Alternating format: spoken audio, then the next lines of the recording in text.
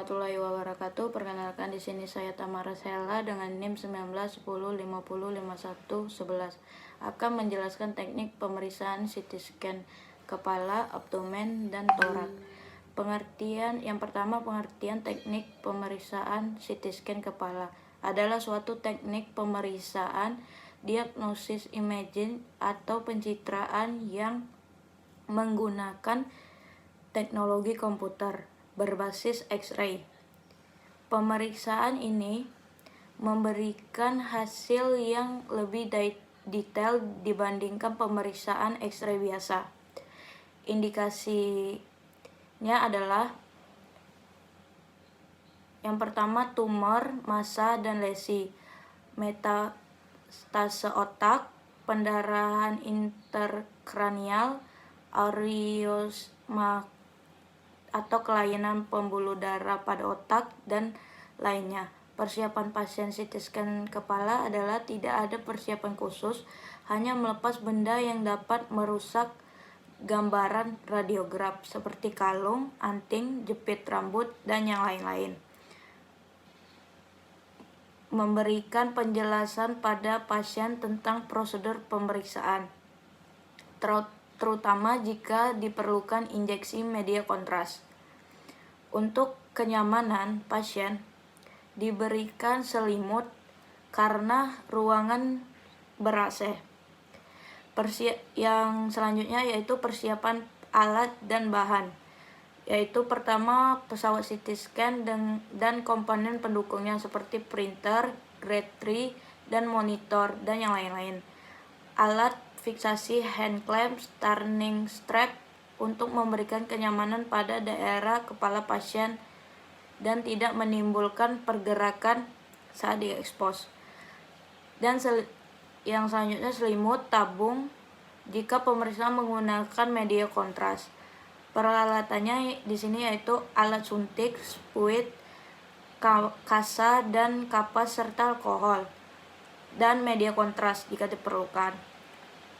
Posisi pasien di sini yaitu supine di atas meja pemeriksaan, hand first, kepala dekat dengan gate 3. Posisi objek, kepala hiperekstensi dan diletakkan di hand holder. Yang selanjutnya kepala diposisikan sehingga MSP sejajar dengan lampu indikator longitudinal dan IPL sejajar dengan lampu indikator horizontal. Tangan diletakkan di atas perut, samping tubuh. Dan yang selanjutnya fiksasi kepala dengan hand clamp dan fiksasi tubuh dengan turning strap. Dan dapat diberi pengganjalan di bawah lutut pasien.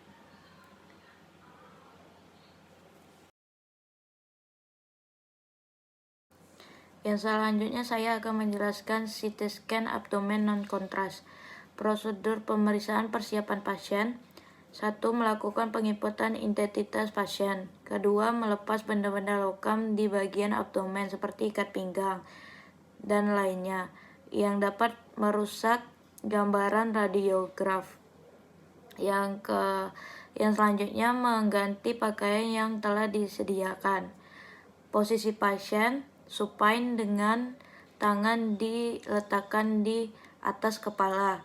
Ini bertujuan supaya tidak ada gambaran tangan di bagian abdomen. Dan yang selanjutnya posisi objek, atur mid coronal line di pertengahan objek. CP terletak di processus spideus. Dan yang selanjutnya proses scan, mengatur FOF. Setelah mengatur FOF-nya, langsung saja pencet go dan tunggu sampai instruksi start scan. Dan selanjutnya saya akan menjelaskan teknik pemeriksaan CT scan torak. Adalah teknik pemeriksaan secara radiografi untuk mendapatkan informasi anatomis, irisan atau penampangan melintang toraks. Indikasinya adalah tumor atau massa, aneurisma, lesi pada hilus atau mediastinal, pembedahan aorta. Persiapan pasien melakukan penginputan identitas pasien, melepaskan benda-benda yang dapat merusak gambaran radiograf, mengganti baju dengan baju yang sudah disediakan. Persiapan alat dan bahan. Peralatan steril yaitu alat suntik, media kontras, spuit, kasa, dan kapas alkohol. Peralatan non-steril adalah pesawat CT scan, baju pasien, dan apron. Persiapan media kontras yaitu media kontras osmolaritas rendah 300-320 mg, volume pemakaian 80-100 mm, inject rate 2 mm per detik, waktu scanning kurang dari 20 detik setelah pemasukan awal media kontras. Posisi pasien supine dengan hand first posisi dan posisi objek MSP tubuh sejajar dengan lampu indikator longitudinal, dan lengan pasien diletakkan di atas kepala. Lutut diganjal untuk kenyamanan pasien. Pasien diinformasikan agar menarik napas pada saat pemeriksaan.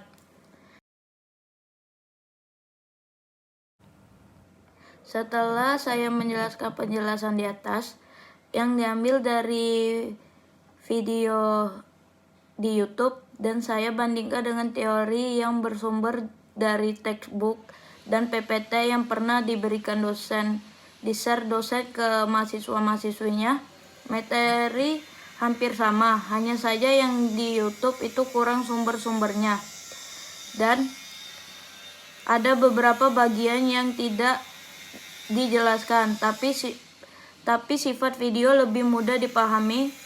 Dan kalau sumber di textbook yang saya cari dan PPT yang pernah dosen share ke mahasiswa-mahasiswinya itu lebih jelas dan lengkap.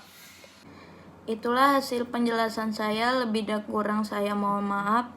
Wassalamualaikum warahmatullahi wabarakatuh.